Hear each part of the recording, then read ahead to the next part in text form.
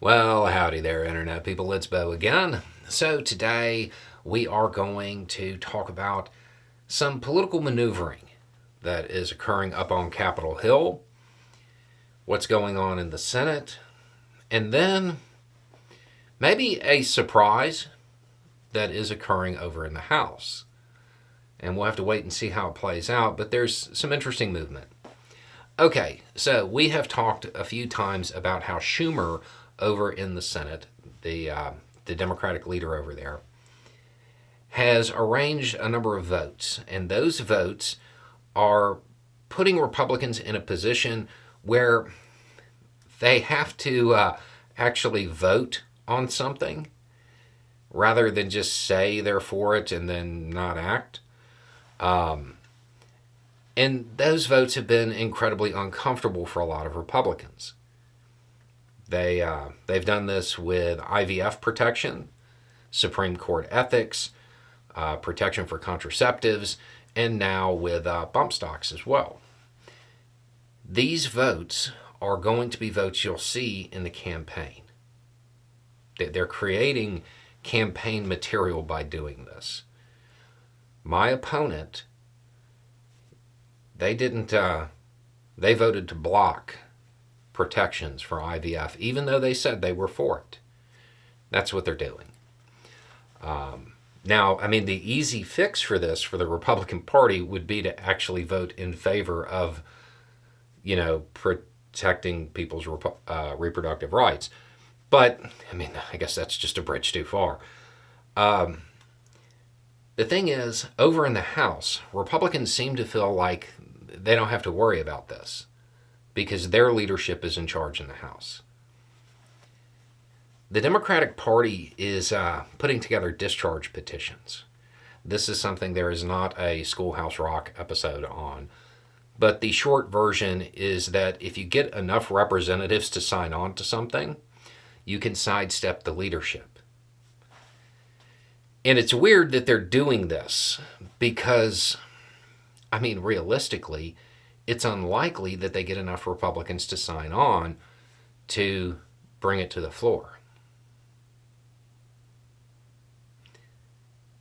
We might see some ads that say something along the lines of, even though Representative Jones said he wanted to protect your reproductive rights, he wouldn't help us get it to the floor. Which would be kind of new. For this to work, they would definitely have to explain what a discharge petition is. But I don't really get the logic in trying to put it together unless that's what they're doing. Because it doesn't seem like many Republicans are going to break ranks to force a vote that is going to upset their colleagues. So I don't see these working the way they should. So it really does seem like they're trying to kind of duplicate the effect that is going on over in the Senate. And it would work if they did a little civics education and talked about how all it would have taken to get some of these ideas to the floor for a vote is a few Republicans to just sign on. Couldn't even get enough to do that because it's not a position that the Republican Party actually supports. They don't even want debate on it. They don't want it on the floor. With that happening and the activity in the Senate where the Republican Party is actually having to vote to block this stuff, it would probably work. And that seems like what's going on. But we'll have to wait and see if those ads start to show up.